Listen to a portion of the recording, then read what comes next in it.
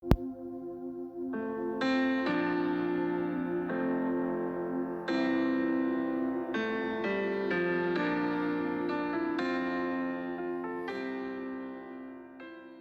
la predicación de esta mañana vamos a ir a Romanos 11.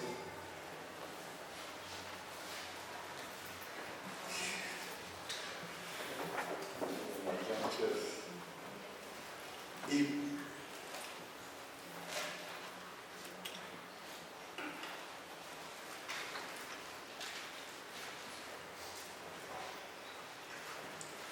en esta mañana vamos a leer o continuar con nuestra serie de Romanos de la justificación, capítulo 11, versículo 11 al 24.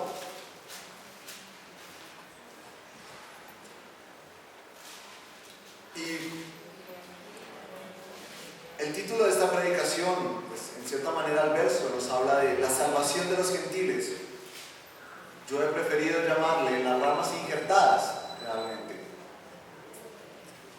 Porque eso somos. Nuestra salvación es porque somos injertados en un árbol. Vamos a leer el contexto y después orar. En nombre del Padre, del Hijo y del Espíritu Santo, la salvación de los gentiles. Digo pues, ¿han tropezado los de Israel para que cayesen? En ninguna manera, pero por su transgresión vino la salvación a los gentiles, para provocarles celos. Y si su transgresión es la riqueza del mundo, y su defección la riqueza de los gentiles, cuanto más su plena restauración. Porque a vosotros hablo, gentiles, por cuanto yo soy apóstol a los gentiles, honro mi ministerio, por si en alguna manera pueda provocar a celos a los de mi sangre y hacer salvos a algunos de ellos. Porque si su exclusión es la reconciliación del mundo, ¿qué será su admisión sino vida entre los muertos? Si las primicias son santas, también lo es la masa restante. Y si la raíz es santa, también lo son las ramas. Pues si algunas de las ramas fueron desgajadas, y tú, siendo libro silvestre, has sido injertado en lugar de ellas, y has sido hecho partícipe de la raíz y de la rica savia del olivo, no te jactes contra las ramas. Y si te jactas, sabe que no sustentas tú a la raíz, sino la raíz a ti. Pues las ramas, dirás, fueron desgajadas para que yo fuese injertado. Bien, por su incredulidad fueron desgajadas, pero tú por la fe estás en pie. No te ensorbezcas, sino teme. Porque si Dios no perdonó a las ramas naturales, a ti tampoco te perdonará. Mira pues la bondad y la severidad de Dios. La severidad ciertamente para con los que cayeron, pero la bondad para contigo, si permaneces en esa bondad, pues de otra manera tú también serás cortado. Si permaneces en esa bondad, pues de otra manera tú también serás cortado. Y aún ellos, si no permanecieren en incredulidad, serán injertados, pues poderoso es Dios para volverlos a injertar. Porque tú fuiste cortado del que por naturaleza es olivo silvestre, y contra naturaleza fuiste injertado en el buen olivo. Cuanto más estos, que son las ramas naturales, serán injertados en su propio olivo. Vamos a orar, mis amados. Señor Dios y Padre Celestial, gracias por este hermoso momento. Es un domingo lleno de agradecimiento por tus bondades. Señor, te pedimos de que nos guíes. Cuán insondables, Señor, son las bendiciones de tu gracia, establecidas en la Escritura y reveladas a tu pueblo, Dios. Gracias, Dios, porque hoy nos permitirás aprender, Señor, ser exhortados, ser instruidos. Pon en nosotros nobleza en nuestro corazón. Despierta nuestra atención. Ayúdanos, Dios, a que podamos entender. Ayúdanos, Dios, a que podamos atesorar. Ayúdanos, Señor, a ser humildes de corazón y corresponder, Señor, a la exhortación también. Te lo pedimos, Dios, que sea tu Espíritu Santo hablando a nuestras vidas. Te lo pedimos, Padre eterno. Amén y amén. Así que, amados, este texto específicamente habla a los gentiles, pero primeramente nos vuelve a hablar un poco de los israelitas para entender precisamente nuestra salvación, sabiendo que proviene de ese pueblo. Y cuando algunos habían sido endurecidos, y estos son los israelitas, ¿qué pueden encontrar más que esperanza? Porque no queda nada más, además de la perdición. Y es que Dios permite que los fracasos de algunas personas les permitan ver las bendiciones que han perdido a causa de su endurecimiento. Ciertamente Israel, imaginemos una congregación como esta en Roma en ese tiempo, y ciertamente habían muchos judíos, pero también habían israelitas. Y es que el hecho de que los israelitas vieran como los gentiles y israelitas, me equivoqué ahí, y el hecho de que los israelitas vieran como los gentiles daban frutos de arrepentimiento, vivían conforme a la ley de Dios, vivían conforme a la obediencia del antiguo pacto y confirmaban por medio de Cristo que eran hijos de Dios, ciertamente esos israelitas dijeron: nosotros nos hemos perdido de esto. Y sienten las ganas de buscar la gracia y el favor que ven en los creyentes de Roma. Este texto nos indica que la ocasión de caer para los israelitas tal vez no fue su derrota o su despropósito final, porque ahí nos dice claramente Pablo, nos dice: ¿han tropezado los de Israel para que cayesen? En ninguna manera. Claro que no. Primeramente porque por medio de sus errores la salvación vino al mundo. Si los israelitas no cometen el grandísimo error de sacrificar al Salvador, pues nosotros no tendríamos salvación. Es un error providencial. El Señor lo permitió para nuestra salvación. Y primero fue una bendición para ellos que el Salvador fuera judío, pero posteriormente endurecieron su corazón y mataron a su Salvador. Pero en medio de todo esto fueron precisamente a la esperanza de que más allá de todo conocerían lo que esperaban finalmente. Porque muchos judíos capaz no llegaron a ver a Cristo, pero otros sí, gracias a la muerte de Cristo. Muchos judíos capaz en su endurecimiento nunca quisieron aceptar el nuevo pacto, pero gracias a todo esto que se estaba presentando a los gentiles, ellos dijeron: sí, es verdaderamente el Hijo de Dios. Y por medio de esta salvación que vino al mundo, también ha venido la bendición a Israel, la verdadera bendición. Hablábamos esta mañana, ¿qué tenía Israel? Sacrificios, solo rituales. Pero en Cristo tiene algo más vívido. Las verdaderas sombras solamente evidencian lo que iba a venir. Y ellos dicen: esta era la bendición que esperábamos de verdad. No una tierra prometida terrenal, no bendiciones terrenales, las bendiciones espirituales por medio de Cristo. ¿Tropezamos? Sí, pero ¿para qué? Para obtener esto, para ganar esto. Así que Dios soberanamente ofrece que, pongámoslo así, la envidia, porque la envidia acá tiene un efecto positivo. Ellos anhelaban tener los beneficios adquiridos por los gentiles. Cuando les es revelado el Evangelio, ellos lo anhelan. Y Dios soberanamente ha otorgado envidia a Israel. Uno diría: ¿pero cómo Dios otorgó envidia? ¿Pero acaso la envidia no es un pecado? Acá en este caso no, porque es una envidia positiva, buena, santa, por decirlo así, porque anhela las cosas del Señor.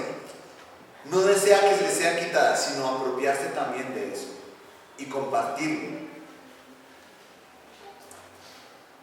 Viendo que la paz sobrepasaba todo entendimiento en la vida de los gentiles, es común que los israelitas digan: yo quiero esa paz que me fue prometida, la perdí, pero la quiero tener. ¿Quién no diría eso, mis amados hermanos? Y ahora imaginemos que si por su endurecimiento vino tremenda salvación al mundo, imaginémonos que estos vengan a la obediencia, ¿cuántas más cosas pueden tener bendición? Si solamente por su endurecimiento hubieron tantas bendiciones, imaginémonos si los israelitas de verdad vinieran al Señor. Dice, y si su transgresión es la riqueza del mundo y su defección la riqueza de los gentiles, ¿cuánto más su plena restauración? Tenemos que entender que Pablo habla primeramente en un contexto presente de ese tiempo. Si los israelitas ven a Cristo, bendecirán mucho más al mundo por un servicio que nunca antes ofrecieron. Mis amados hermanos, los israelitas que pensaban, los pueblos nos deben servir. Yo no voy a servir a ningún romano. Ellos eran celosos. Ellos estaban realmente muy cansados de que vinieran y los gobernaran, porque para ellos el servicio debía ser para sí mismos. Ellos no querían bendecir a otras naciones. Ellos decían, las naciones nos tienen que bendecir. Esas eran las promesas de Dios para una nación escogida. Y ellos orgullosamente decían, es para nosotros, no para ellos. Pero ¿qué pasaría ahora? Si este pueblo entiende el nuevo pacto, entiende que han sido comprados por la sangre del Cordero, pues ellos van a decir, debo dar bendición, debo dar de la gracia que se me ha dado. Estas eran las bendiciones que realmente obtendrían de los israelitas. Estos gentiles, al escuchar esto, dirían, claro, definitivamente estos que nunca nos iban a dar nada, ahora nos pueden aportar, nos pueden ayudar, nos pueden sostener. Así que estos nuevos israelitas no es que fueran venerados, sino que no eran reconocidos por sus frutos, no eran conocidos por su cuidado por los demás, por su vida piadosa. Era algo difícil de ver, y normalmente al contexto actual se venera a los israelitas de una forma errónea. Lo que debemos esperar de los israelitas creyentes es que bendigan a todas las personas en toda nación, así como lo tendría que hacer cualquier creyente. Pero hay algo especial en ellos: ellos nunca habían deseado hacerlo, y ahora viene esa bendición al mundo. Y en el contexto actual podemos saber que las bendiciones de parte de los israelitas, de los judíos, no va a ser porque los veneremos, obtengamos algo, sino porque Dios ha puesto en sus corazones bendecir a su prójimo como a sí mismo, amarlo sin condición. Y el que ellos se unan a esta unidad espiritual del cuerpo de Cristo es una gran bendición. Mis amados hermanos, ¿no nos sentimos felices cuando alguien viene a Cristo y se hace parte de la iglesia del Señor? Sentimos que hay un nuevo hermano, y que inclusive si esa persona crece en gracia, nos bendecirá mucho. Vemos hermanos en la congregación que nos bendicen y nos bendicen, y eso esperamos también de nuestros hermanos israelitas judíos. El que veamos a Israel antes y después de Cristo nos ayudará a entender cómo Dios puede bendecirnos por medio de este pueblo que fue envidioso, pero que ahora reconoce a Dios y da amor a partir de ese amor que recibió. El verso 13 y 14 nos dice: porque a vosotros hablo, gentiles, por cuanto yo soy apóstol de los gentiles, honro mi ministerio, por si en alguna manera pueda provocar a celos a los de mi sangre y hacer salvos a alguno de ellos.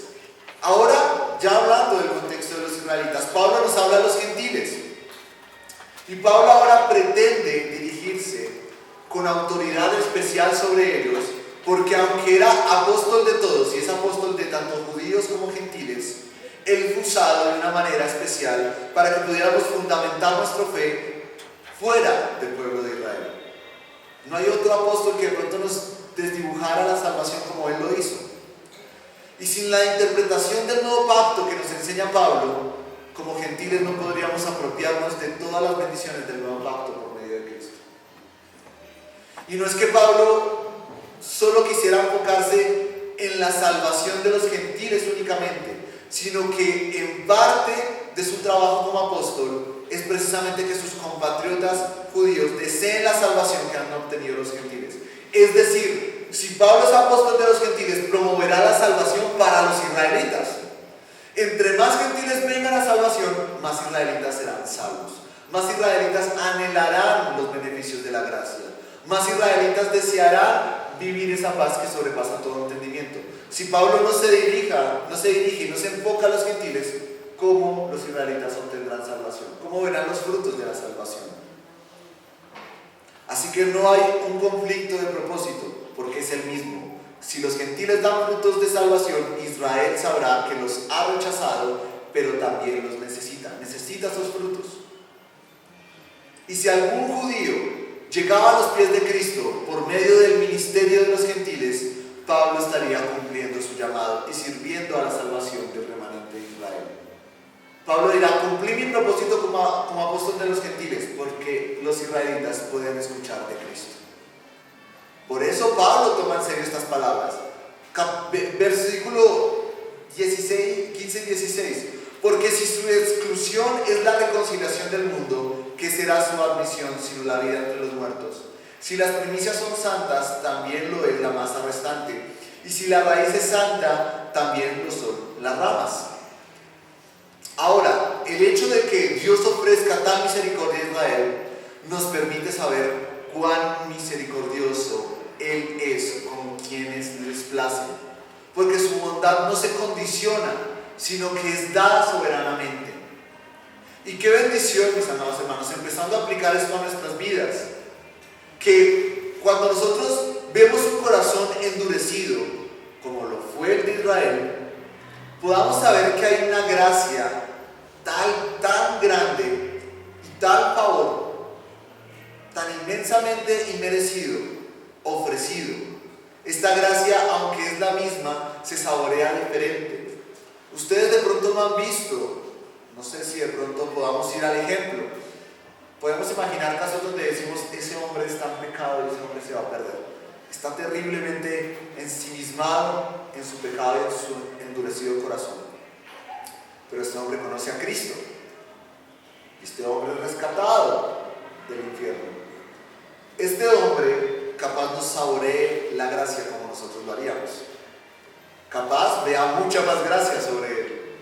Aunque nosotros podemos tener pecados similares, ciertamente hay pecados que pesan en cierta manera más en nuestras conciencias. Y este hombre puede decir: yo era tan endurecido de corazón y de verdad puedo saber qué es la gracia. E inclusive podemos ver el ejemplo de este hombre en Pablo. Pablo saboreó la gracia de una manera muy especial, porque él era un asesino. Nosotros sabemos de un asesino, vamos a la cárcel y vemos un asesino y decimos: Dios santo, qué tremendo, qué difícil. ¿Cómo este hombre encontrará la salvación después de tantas cosas? Pues Pablo la encontró. Y Pablo experimentó esa gracia de una manera, digamos que inimaginable para nuestras mentes. Es diferente, aunque es la misma.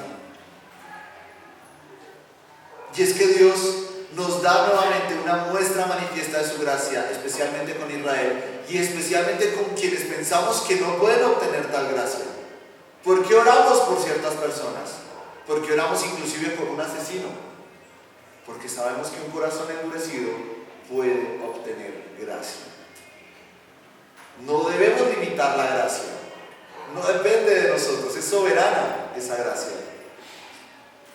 Y lo que odiaban, ahora aman. Ellos aborrecían a Dios, ahora lo aman. Ya no son enemigos, sino amigos de Dios. ¿Podemos concebir eso en nuestras mentes cristianas? Porque a veces es tan perfecta nuestra perspectiva cristiana que podemos decir quién es salvo y quién es no. Cuando realmente, y podemos imaginarnos ese contexto entre los gentiles, diciendo: no, israelitas, ustedes son terribles, ustedes están descartados completamente. Y bien lo decíamos, el pueblo de Israel de verdad merecía ser descartado. Era terrible, uno lo pensaría, es común. Pero Pablo dice: olvídense de eso, su gracia es mucho mayor. Y su gracia definitivamente no los ha olvidado. Hay un remanente, decíamos hace 8 días. Así que las distancias que antes percibían y que no les permitían contemplar la misericordia de Dios de una forma personal y espiritual, ahora es algo que pueden vivir los israelitas y compartir de una forma espiritual, de una forma especial. Mis amados hermanos, si nosotros vemos que alguien está distanciado del Señor, confiemos en su gracia, así como también puede ser nuestra ocasión que debamos buscar su gracia y decir: no hay gracia que pueda realmente ser resistida, no hay gracia que pueda ser sobrepasada por el pecado. Porque esto pasó con Israel, es un gran ejemplo. Este es un cambio de muerte a vida, nos dice. Desde la tumba eterna a los brazos llenos de amor. Dice, ¿qué será de su admisión? Vida entre los muertos. Mis amados hermanos, si alguien piensa que un corazón endurecido cambia, ¿cómo podremos evidenciarlo? Porque la luz de Cristo prevalece en medio de las tinieblas, de corazones completamente oscurecidos. Si nosotros vemos que hay vida entre los muertos, es porque hay un Hijo de Dios, el contraste claro de que han sido salvos. Un judío podría decir, el cambio de la oscuridad a la luz es algo grande y notorio, pero el que se ha producido en mí es mucho más grande que un cambio solamente de oscuridad a luz. Imaginémonos, tratemos de imaginar un cambio más contrastante. No nos da el entendimiento ni siquiera. Para ver el contraste entre blanco y negro, y ahora imaginemos un contraste mayor a ese. Eso es lo que diría un judío. No se imaginan el cambio y la manera como yo fui traído de la vida, de la muerte a la vida. Y este cambio incluye especialmente algo que no tenemos muy en cuenta, muy seguido. Fuimos apartados para dedicar la vida a Dios. Y cuando somos apartados de esa forma, definitivamente el Señor no nos va a dejar atrás. Y aún el corazón más endurecido, en este punto, el israelita más endurecido, el asesino más endurecido, si ha sido destinado soberanamente por la elección a ser llamado a dedicar la vida al Señor, esto no se va a detener. Y es una esperanza para el pecador. Y es la esperanza que predicamos al mundo. Que Dios literalmente nos traerá de esa vida del pecado, nos traerá arrepentimiento y nos traerá su gracia soberanamente, sin importar las circunstancias, sin importar el vacío o lo cuán profundo haya caído. Ciertamente la gracia soberana de Dios se hará evidente y tenemos que atesorarlo en nuestra vida, porque si fuimos apartados así es para dedicar la vida al Señor. Esos israelitas tal vez no hagan parte de esa nación, pero ahora hacen parte de una nación mucho más grande y desde siempre tuvieron el propósito de ser traídos a dedicar su vida al Señor. Eso lo vemos en nosotros. Nuevamente, ¿qué pasará si nosotros decimos, pues fui traído al Evangelio, pero no pasa nada en mi vida? No crezco espiritualmente, no crezco en fe, en amor, en comunión. ¿De verdad fui traído para dedicar mi vida a Dios? Es una buena interrogante. ¿De verdad yo estoy viviendo para dedicar mi vida al Señor? ¿De verdad fui apartado y traído de lo endurecido a la vida? Es una buena pregunta para el creyente. Porque aún en la forma más desagradable de desobediencia y rebeldía, somos traídos a nuestro propósito eterno, ser de Él. Mi amado hermano, si ha sido traído de lugares difíciles, oscuros, usted no fue traído para nada, fue para ser de Él. Y eso conlleva muchas otras cosas. Y los israelitas ya entendían algo así. Ellos dijeron, cuando llegaban al Evangelio decían, somos de Él. Este es el verdadero significado y propósito de nuestra nación. Y yo creo que este consuelo para cualquier israelita sería algo profundamente conmovedor. El pensar que en ese pueblo que Dios eligió y le dio tantos privilegios y él se endureció contra Dios, es tan especialmente rescatado. Yo creo que no diría, Dios, qué especial me siento porque no tuve una sino 2 oportunidades, por decirlo así. ¿Y cuántas más? Nosotros como pecadores deberíamos ubicarnos en ese punto, en de que especialmente fuimos rescatados y fuimos traídos y fuimos cuidados de tal forma que no nos perdiéramos de su mano. Esto es lo que pensaría un israelita. Fui puesto en un lugar en donde tal vez fui endurecido, pero ahora estoy llamado a vida. ¿Cuán valor tengo y cuán consuelo tengo en que he sido cuidado de esta forma? El que Pablo les diga, inclusive, que su raíz fue santa y ustedes como ramas también son santas, es algo realmente conmovedor para ellos, porque dicen, mi padre Abraham me dio una promesa y puedo seguir, capaz no mis hermanos, pero yo sí puedo vivirla. Capaz no mi padre, mi madre, ni mis hijos, pero yo sí puedo vivir esa promesa, la que le dio a mi padre Abraham. Hay algo interesante en esto, cuando dice también lo es con la masa restante, y si la raíz también es santa, también lo son las ramas. Había algo que se hacía en un ritual muy judío, y era de que se tomaba la masa, se agarraba un pedacito y se santificaba esa masa. Si se santificaba esa masa, todo lo demás era santo, y todo el pueblo participaba de eso. Asimismo pasaba en este contexto.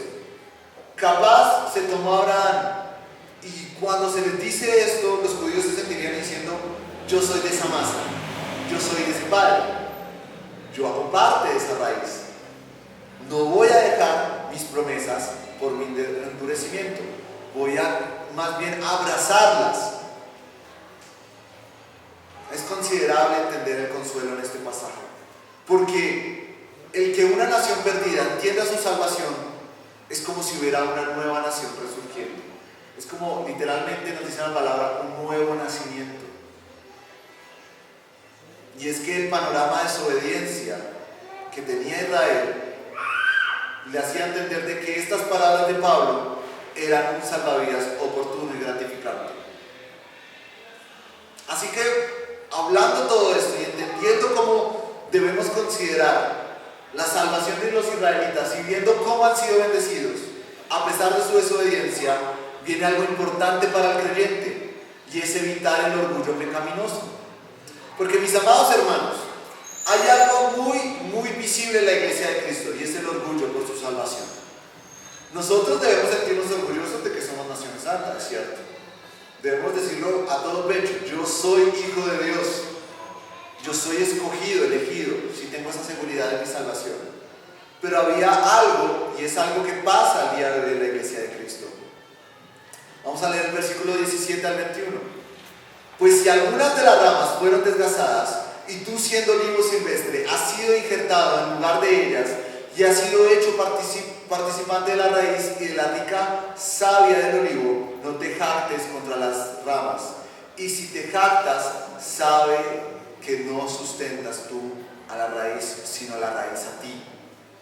Pues las ramas, dirás, fueron desgajadas para que yo fuese injertado. Bien, por su incredulidad fueron desgajadas, pero tú por la fe estás en pie. No te ensorbezcas, sino teme. Porque si Dios perdonó a las ramas naturales, si Dios no perdonó a las ramas naturales, a ti tampoco te perdonará.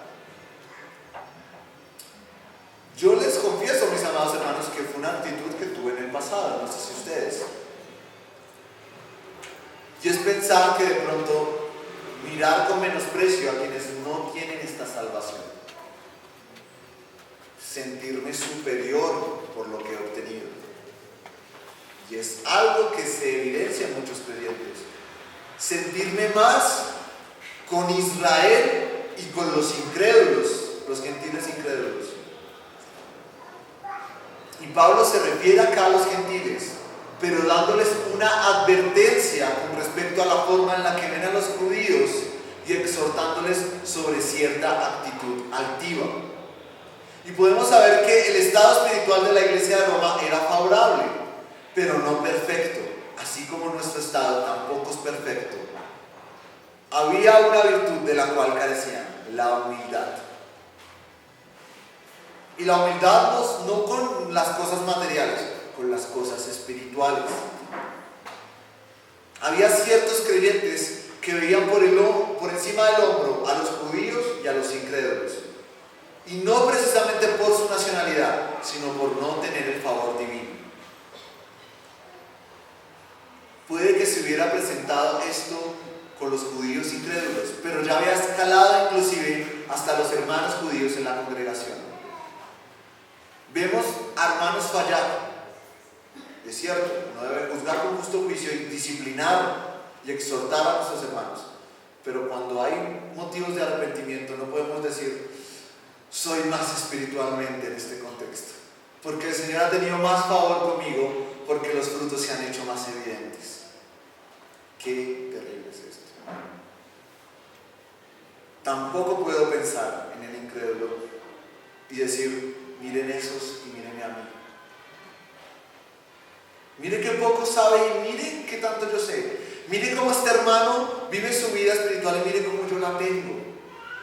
Tiene el corazón endurecido, le falta ablandar su corazón a ese hermano. Míreme cómo yo realmente tengo este corazón ablandado. Parece más otra cosa, ¿no? Parece más un corazón duro. Y este mal pecaminoso no descansaba solo en los judíos, como antes lo habíamos visto, que los judíos eran precisamente esos que sí eran envidiosos. También se había extendido a los gentiles.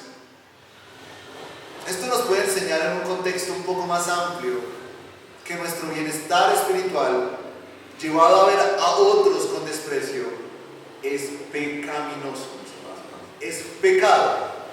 Y desde el momento que nosotros hacemos eso, pues ya nos juntamos a ellos y están pecando, porque nos unimos en un pecado práctico. Si Dios nos ha mostrado su favor, debemos cambiar esa actitud altiva y ver a los demás con el mismo amor que nos han visto, con el cual nos ha visto esa gracia divina. Porque acá el error era ese: ustedes están endurecidos, ustedes son diferentes a mí, ustedes no tienen el favor divino. Pero miremos la actitud de Pablo. Pablo no busca eso, Pablo busca que sean salvos por medio del testimonio, no hacer un grupo selecto. Sabemos que es selecto, pero no que ese grupo selecto se aislara del mundo, sino que compartiera las buenas dádivas, compartiera el evangelio, y que claro, si somos espiritualmente mejores, eso sea para la gloria de Dios y no para nuestra gloria. Es muy triste ver líderes cristianos que menosprecian a quienes enseñan. Es muy triste ver líderes o pastores que menosprecian completamente al hermano que no sabe mucho, que tal vez no tiene la capacidad ni siquiera de abrir una Biblia al instante o ni siquiera leerla. ¿Acaso ese hermano no tiene el favor divino? Lo puede tener. Vemos inclusive nosotros como creyentes a nuestros propios familiares dentro de la congregación y decimos, es que este es terrible, no tiene arreglo, no se esmera, no crece. Y lo vemos con desprecio y vemos un endurecimiento y no entendemos de que el Señor puede ofrecer gracia sobre ellos. Gracia. No retengamos esas bendiciones, no las podemos retener de ninguna forma. Y al hablar de que no las retengamos, es decir, no le hagamos afrenta al Señor en cuanto a lo que Él quiere hacer, porque Él lo va a hacer así nosotros no queramos, así nosotros digamos que no puede pasar. Puede ser cierto que muchos hayan dejado la fe de sus padres en medio de esos israelitas. Muchos dijeron inclusive, nos vamos a ir a dioses paganos. Si el Salvador no vino e Israel ya fue separada y fue dispersada, pues yo qué voy a hacer siguiendo ahí en un tabernáculo a ofrecer sacrificio. Más bien me vuelvo pagano. Pero hay una diferencia especial en los judíos que han creído. Ellos no han sido quitados, han sido preservados, han sido dejados en esa rama, han sido dejados como ramas unidas a la raíz. Y nosotros no determinamos eso, mis amados hermanos, no determinamos eso. Qué bueno es confiar en la salvación de nuestras familias, qué bueno es confiar en que el Señor a la peor persona que hemos conocido puede salvar, porque nosotros somos muestra de ello. Pablo mismo se decía, yo soy el primero de los pecadores. ¿Por qué nosotros no vamos a decir eso? ¿Por qué no vamos a entender que esa gracia puede ir mucho más allá? Oremos al Señor, pidámosle y no busquemos enaltecernos y decir, no, usted ya quedó así. Usted, hermanito, que no crece mucho, usted ya quedó así.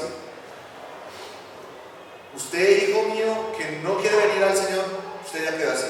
Esforcémonos, oremos y confiemos en que la luz del Evangelio llegará a sus corazones.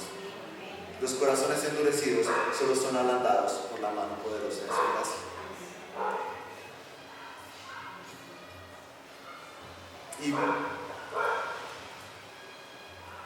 Y debemos recordar,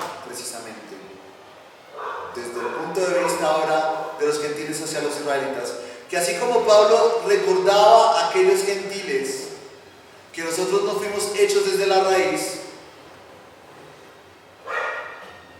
fuimos injertados, fuimos puestos. Si nosotros tenemos algún tipo de altivez por lo que el Señor ha hecho por nosotros, recordemos, mis hermanos, que todo es inmerecido. No, ni siquiera teníamos que hacer parte de este remanente de Israel. El remanente de Israel iba a ser dado. Así se perdieron muchos israelitas, iba a ser dado. Nosotros, por gracia, fuimos unidos a ellos. No tenemos nada de qué sentirnos altivos. Nada. Somos agregados, nos colamos en el tema. Es curioso cuando hemos comprendido ciertas doctrinas, cierta teología, y tendemos a presumir y creernos más. Llevamos mucho tiempo en el Evangelio, nos creemos más, pero olvidamos que somos externos de esta salvación. Somos unidos de una manera externa a esta salvación. El que se nos haya hecho parte de la bendición de Israel no quiere decir que la merezcamos más, porque nada merecíamos. Que porque soy usado debo hacerme más, cuando la realidad es que vengo de menos. Me debe hacer pensar en la humildad y no en la altivez, porque es el camino contrario al propósito al cual fuimos llamados, ser humildes de corazón. Y esto le pasaba a los gentiles como a los israelitas en aquel tiempo. Y le daremos el valor al pueblo de Israel en el remanente que el Señor ha ofrecido. Nosotros somos llamados a compartir algo que nunca tuvimos en este árbol injertado, en esta raíz. Y Pablo les dice a los gentiles, antes de que piensen en enaltecerse por eso, más bien recuerden de dónde fueron sacados y puestos. Para los gentiles en especial, Pablo les dijo, recuerden que le deben a los judíos, porque de ellos viene la salvación. Y si en algo podemos sentirnos mejores a los demás, olvidémoslo preferiblemente, porque en poco o nada llegaremos a hacer algo bueno, solo por los méritos de Cristo. Es bueno muchas veces olvidar lo que somos espiritualmente. Y a veces eso en una vida cristiana, normalmente imaginémoslo en un contexto secular. ¿Qué pasa con los creyentes, con los incrédulos cuando se casan? Empiezan a ver cómo compiten en cuanto a sus características y, por decirlo así, sus dones, sus méritos, atributos, cosas buenas. Es que usted hace esto, es que yo hago esto. Hace competir, yo he sido más bueno que usted, yo he perdonado más que usted. Es lo que pasa. Yo crezco más que usted. Usted no es tan bueno como yo.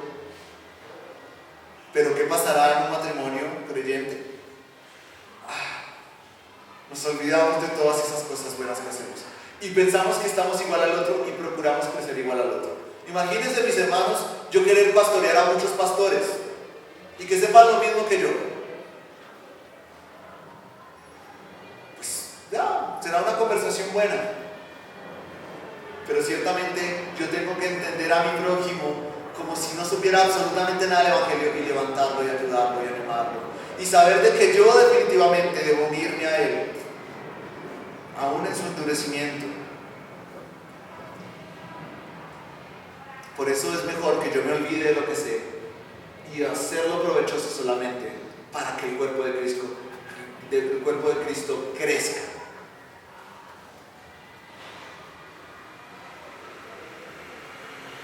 Le dice a los gentiles, no son ellos los que promueven y producen la gracia que les permite ser nación santa. Si son puestos y sostenidos en las ramas como injertos, es por la fe que les fue dada y no por sus méritos, nuevamente. ¿Qué mérito tenemos alguno acá para decir, Israel me tenía que tener a mí en su nación, en su remanente? ¿Quién podría decir esto? Los israelitas de verdad seguían siendo privilegiados a pesar de todo, porque hacían parte de la verdadera raíz. Nosotros, ¿de qué hacemos parte? Él nos une a la raíz de Abraham. nos pone como injerto, nos permite llamarlo Padre de la fe, pero ningún mérito tenemos en ello. Y es más, no son ellos quienes no somos nosotros quienes sostenemos la raíz, sino que la raíz nos sostiene a nosotros. Así que, por más que nosotros pensemos que el Evangelio, el verdadero fruto, depende de lo que hagamos, no, mis amados hermanos, provendrá de lo que el Señor dio en la Escritura por medio de los padres. A eso nos apegamos y eso nos sostiene. Y eso nos permite ser preservados. Y eso nos permite ser parte de la nación escogida. Cuando nosotros tratamos de ignorar esto, vamos nuevamente a volver a las obras para justificar nuestra salvación y no a la gracia que el Señor ha dado en su palabra. Así que no se jacten de lo que tienen, porque la fe es la evidencia de que nada han dado para ser considerados hijos de Dios. Nada han aportado y nada podrán aportar a la raíz o a su sostenimiento como ramas. Inclusive, si nosotros llevamos mucho tiempo en la fe y vemos altivamente a otro, mis amados hermanos, podemos caernos, podemos ser sacados y ni siquiera haber estado nunca en esa raíz. Nos dice la palabra que esté firme, miren, que no caiga, no se crea tan seguro, soberana la salvación. Y por más que nosotros digamos, llevo 50 años en el Evangelio, ¿quién me va a sacar de acá? Nuestro pecado nos puede sacar fácilmente de ahí, nuestra altivez y nuestro orgullo. Lo que falta para que seamos glorificados, el Señor lo deja ahí porque no somos fama injertada. Y ahí quedó todo, y ahí quedó la vanagloria. Seamos humildes. Hermanos, no pretendamos nosotros ser quienes sostienen el Evangelio, quienes sostienen las cosas en las personas, quienes les dan propósito a las personas. Es el Evangelio y nosotros solamente procuremos aportar a eso. Eso era lo que necesitaban entender los gentiles. Aportar a sus israelitas, ayudarles, ser pacientes, entender de que ellos venían de un entendimiento un poco distorsionado, pero es necesario de que escuchen el Evangelio, no que se nieguen al Evangelio.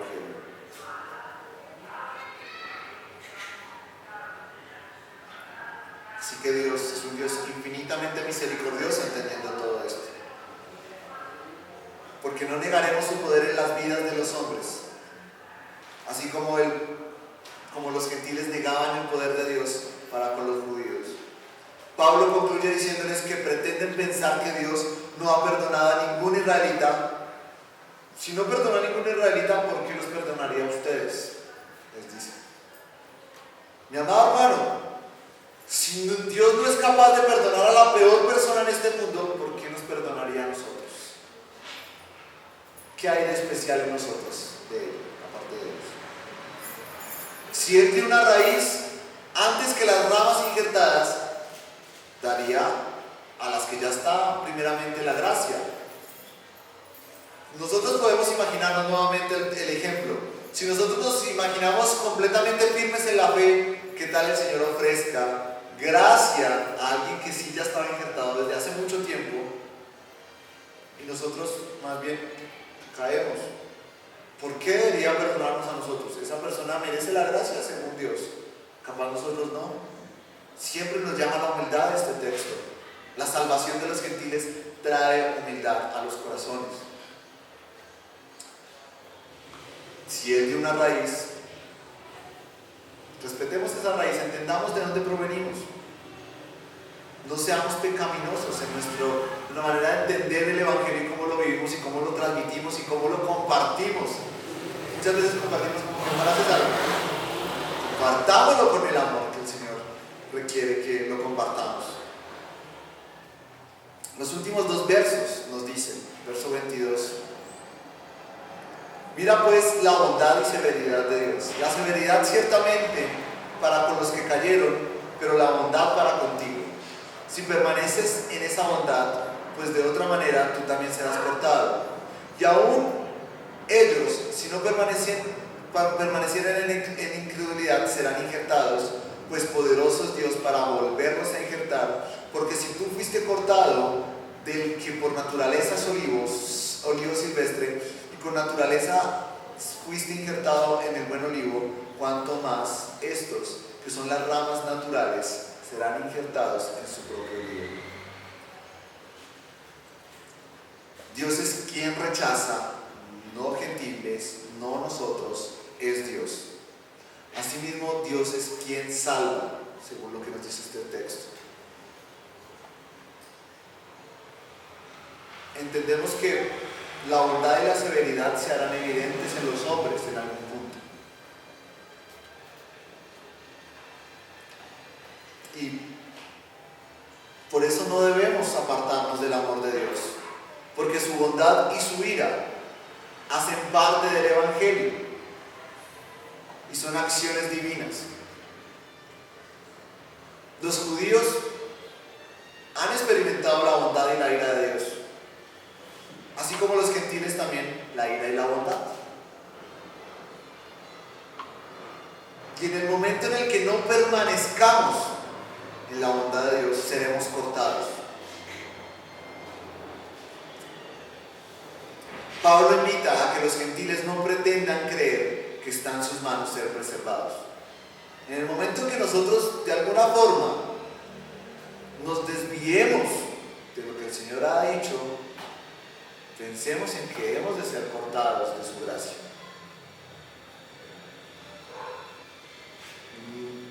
Y sabemos de que podemos volver a ser injertados, y si eso no pasa, que es el pensar de muchos. Dicen, no, pues yo voy a la iglesia, vuelvo.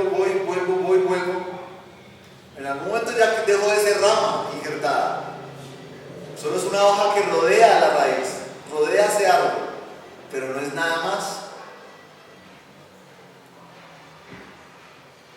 Y miren que en lo último había más ira para Israel, pero se presentó más bondad a la final.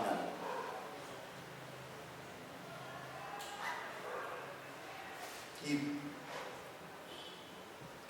cuando Dios no ponga sus manos sobre nuestras vidas, al saber que estamos siendo cortados y no hemos buscado su bondad, sabremos que nuestra perdición está cerca. No es un trabajo 50-50.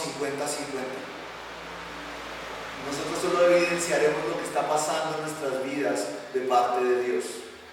No estará en nuestras manos. Esta preservación de la bondad y la fe que nos sostiene depende de principio a fin de Dios. Y así como un día estamos acá, podemos ser desechados por nuestro corazón endurecido, que capaz siempre fue endurecido. Y es algo que nos debe, eso es como que uno se pone a pensar y uno dice, Dios mío, ¿en qué punto estoy? Nuevamente, ¿en qué punto del endurecimiento estoy? ¿En donde cambia mi corazón o donde simplemente se endurece más y más?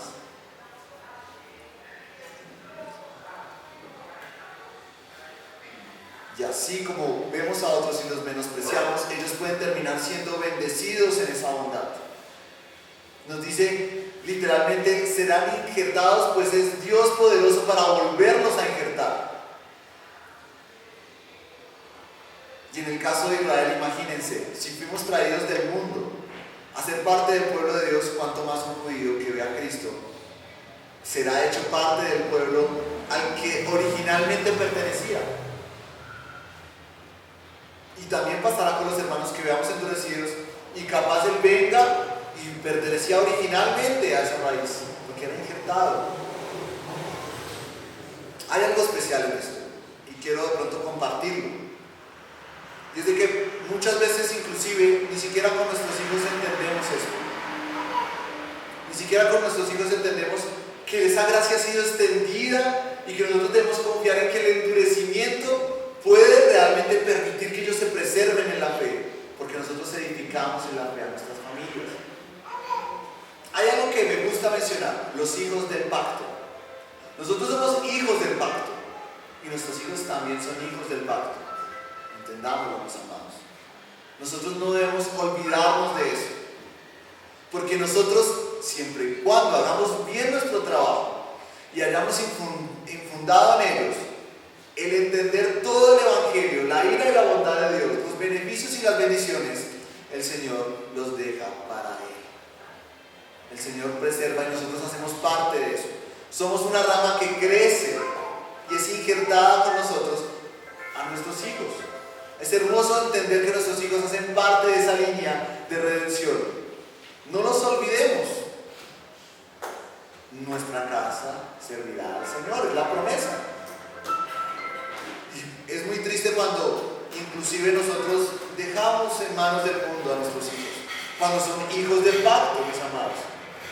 Y estos hijos del pacto tienen definitivamente que entender las promesas. Esto ha sido histórico en la iglesia de Cristo. Son ramas injertadas y deben concebirse desde siempre como ramas injertadas, que si son desechadas es soberano de parte de Dios. Pero en cuanto a nosotros, creamos en las promesas del Señor para con nuestra familia, porque son ramas injertadas también, hacen parte de la línea. Los israelitas nunca dudaron de que definitivamente los hijos seguían siendo parte del pacto. Los gentiles apropiaron eso también. No imaginemos que Dios no puede promover en nuestros hijos lo que ha prometido hacer con los israelitas también. Las bendiciones que prometió dar. Qué esperanzador es eso. Para las madres que no saben qué hacer con sus hijos. Para los padres que han olvidado a sus hijos. Para los hijos que inclusive crecen en ese ámbito cristiano. Hay una promesa que se va a cumplir. Seremos ramas injertadas. Y Dios providencialmente lo irá mostrando. Y Dios providencialmente confirmará eso. No nos dejemos llevar por lo que el diablo o el pecado puede hacer. Dejémonos llevar por lo que el Señor evidencia. Que siempre no es el caso, pero confiemos en ese caso. Amén. Las conclusiones, mis amados hermanos. El que Dios haya ofrecido gracia debe promover en nosotros un sentimiento grande de humildad. El fin de este texto no es de que confirmemos cómo nos unimos, sino qué actitud debemos tener al unirnos al cuerpo de Cristo.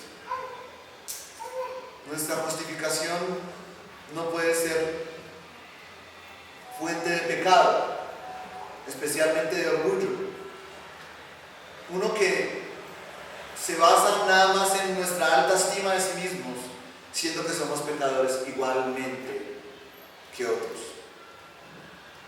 Y así las bendiciones del Señor irán llegando entendiendo eso, entendiendo cómo hemos sido llevados a esa misericordia. Amén, mis amados. Así que yo les pido de que se pongan de pie. Vamos a orar. Antes de orar, les recuerdo que de hoy en 8 celebramos la Santa Cena.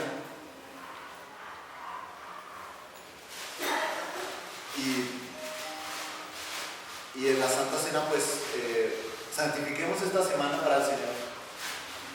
Yo, precisamente, hablábamos ayer en el ayuno, ¿no?, con los hermanos, y decíamos, como cuerpo de Cristo le hemos dado tan poco valor a la sangre de Cristo, al cuerpo del Señor, como que si tomamos la Santa Cena o no importa. Y lo más tremendo es que está la comunión de la iglesia de Cristo con el Señor. Es la manera como recordamos espiritualmente su cuerpo y su sangre. Y no nos importa. Yo llamo en exhortación a la iglesia a que le demos el debido valor a la Santa Cena. Porque la estamos tomando indignamente o la estamos ignorando indignamente. No le damos el valor al cuerpo de Cristo. Así que los invito a que se preparen en la semana, santifiquen sus vidas, vengan con manos santas y adoremos al Señor y lo recordemos de medianoche. Amén. Y vamos a orar. Señor Dios y Padre Celestial, gracias por este tiempo, Señor, en el que nos permite, Señor, ser exhortados, Señor. Si ha habido orgullo en nosotros, Señor, cambia eso. Quítalo de nuestra vida. Quítalo, Dios, y ayúdanos, Señor, a perseverar en nuestra santificación. Que entre más crezcamos, más podamos traer a otros a Cristo. Que entre más crezcamos, más podamos afianzarnos a esa raíz y podamos hacer crecer a nuestros hijos, a nuestros vecinos, a nuestros hermanos en Cristo también. Gracias, Señor, porque tú nos has bendecido en esta mañana con este conocimiento. Te pedimos que lo podamos practicar, Señor, para tu gloria y para tu honra. Ponemos en tus manos esta semana, Señor, para que seas tú glorificado, Señor, en todo. Amén y amén.